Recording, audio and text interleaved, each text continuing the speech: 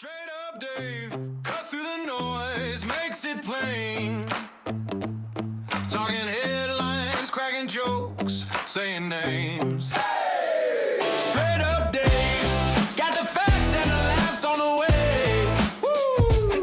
Politics, real talk, every day. Straight up Dave, say it how it is. Big opinions, big laughs, that's the biz.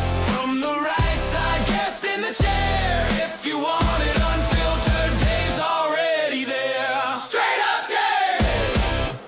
Lisa, thank you very much for coming by today and to talk with us here on camera about your campaign for labor commissioner. Thank you so much for having me. I'm so happy to be here. This is kind of fun. So Yes. what in the world motivated you to begin a statewide campaign of abuse and hard work and all of that? Well, I'm no stranger to hard work, so that didn't scare me away. But, I grew up with my dad owning many small businesses. So business has been in my blood of knowing it from a little girl to now being a mother who owns a small business and advocating for small businesses and getting people of Oklahoma County employed. So with the history I have in business and what I'm currently doing now, and I see a need in a broken system that we have in our workforce. And what better person than me to jump in and let's go tackle these problems. Now, the small business that you have, tell Yes. me about that. So I own a print shop,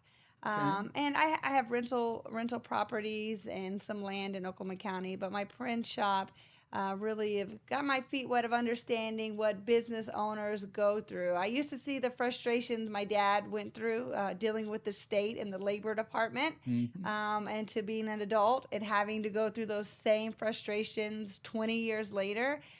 So we've got to modernize our department that fits and supports our businesses. Now, your experience that drew you into this particular race, because you could have gone for lieutenant governor or other kinds of spots. What made labor the passion? I believe in getting in a race that is best fitted for the people of Oklahoma. Now, I could go jump into lieutenant governor or governor. God knows everybody else is running That's for right. that seat. And I'm confident I can hold my own in those. But I'm big on providing results. And with the experience that I had of getting people employed and advocating for our businesses, I just knew this was my race. I talked to my family, I talked to my kids, I did a lot of prayer, and there was no other race but this one that I knew confidently that was it for me.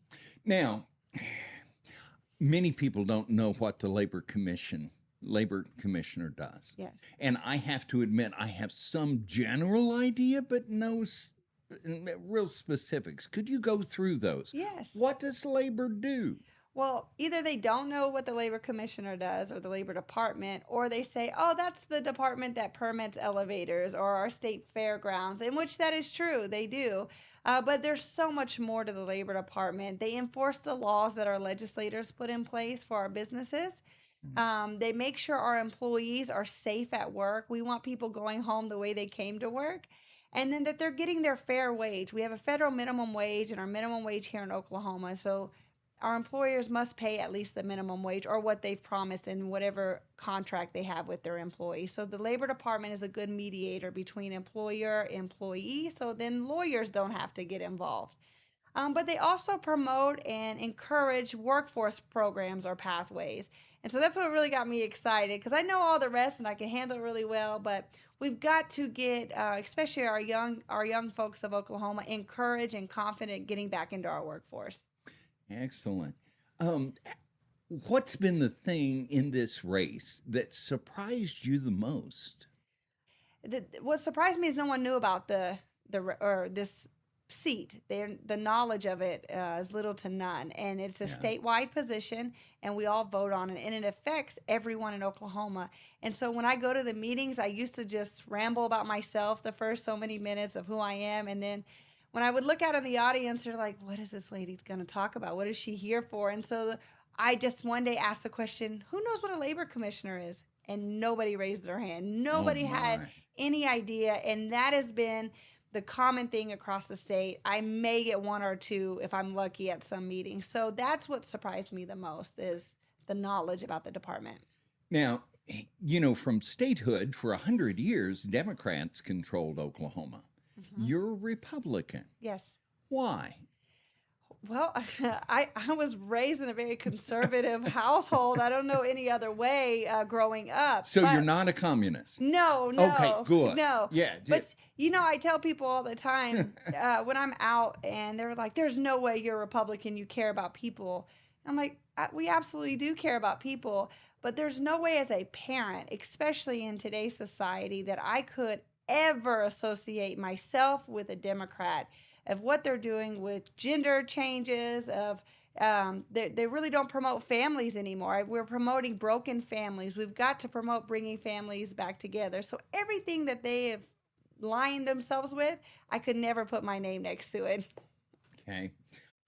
If you had an elevator pitch, something you would tell someone about your campaign in the time it takes from the elevator to get to the 3rd or 5th or 10th floor, what would you say?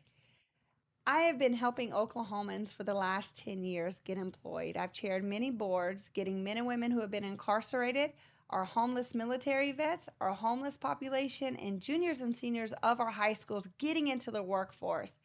I don't come from a political background, but I believe that's my strongest suit.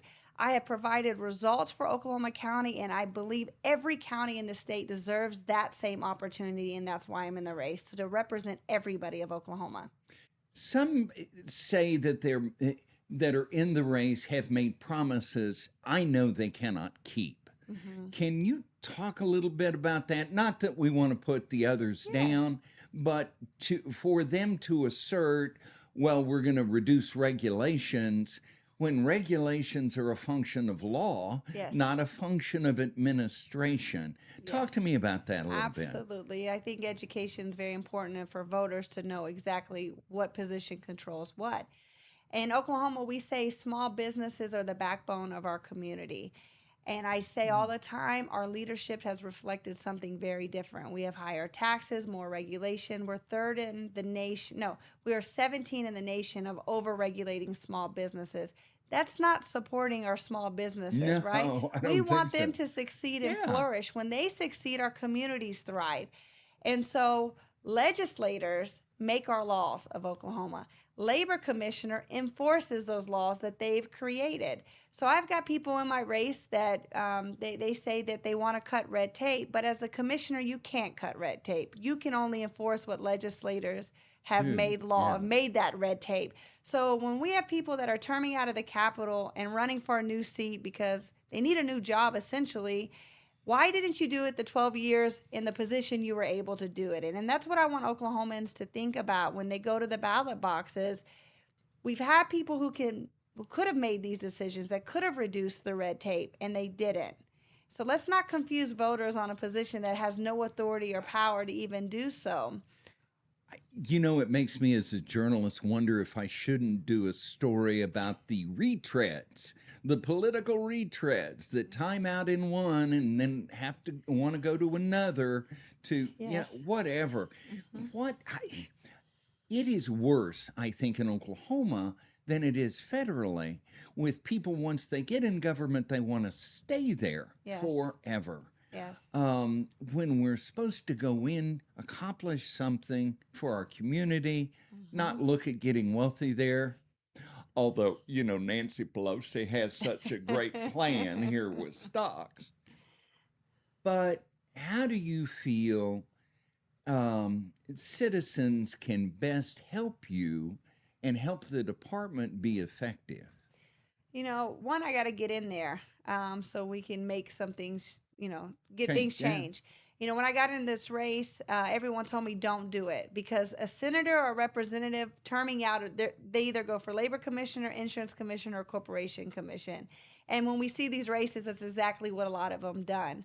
And so, of course, I don't back down. I am a strong woman. I'm a fighter for what's right. And so I jump in the race, but I need everyone's voices. I need people talking to their churches, their friend group, their neighbors, their family, you name it, spread the word about Lisa Janloo. When I get in there as the next labor commissioner, it is my priority that the next election cycle, everyone's going to know what the labor commissioner does, because I will be present in every single community. I've been to 72 counties as a labor commissioner candidate. That's unheard of. Everywhere I go, they said, we've never had a labor commissioner candidate, let alone the commissioner, come visit us. And that's a problem. And we've got to hold leadership accountable. If you're holding a statewide race, you should be in every community.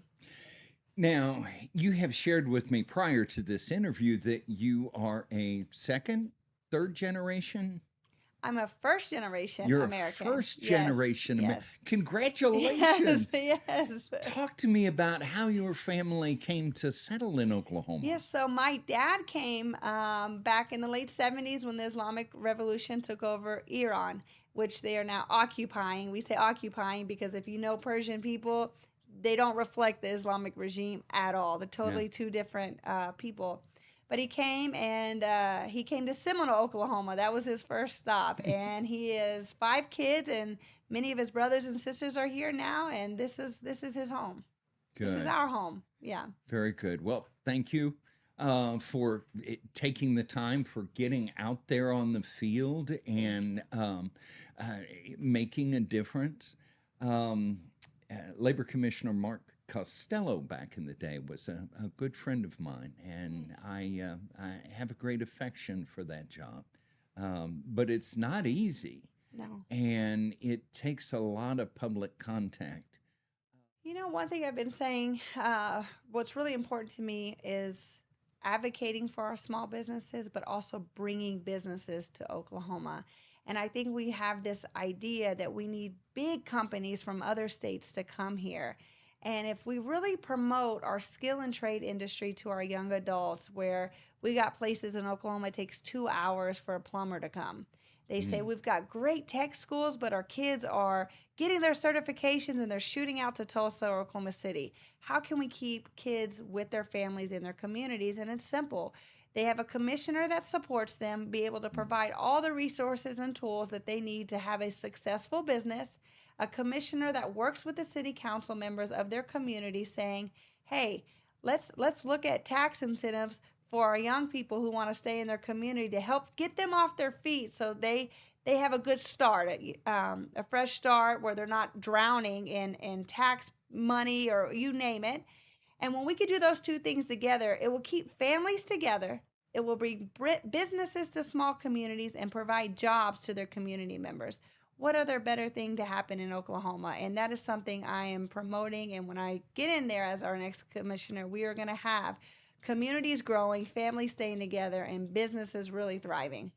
I'm excited about that, but also to stop the governor from running after these huge deals when rather than pay a company that doesn't know us, doesn't like us, 20 or 30 or 50 or 100 million, spread that money out in $20,000 chunks to small business here that want to grow. Yes. Is that the kind of advocacy you're willing to take on other officials on? Absolutely. Absolutely. And that's where business experience comes in hand for this position because, a lot of people think in order to get a political seat, you have to have a political career behind you. And I think quite opposite, especially in the labor department role. Having a business background can go in there and with these meetings with other people to say, we don't have to have people from New York and California because, like you said, they're not invested for Oklahoma. They don't even like us some of the time, and we're trying to give them money. Why would we do that? Exactly. And what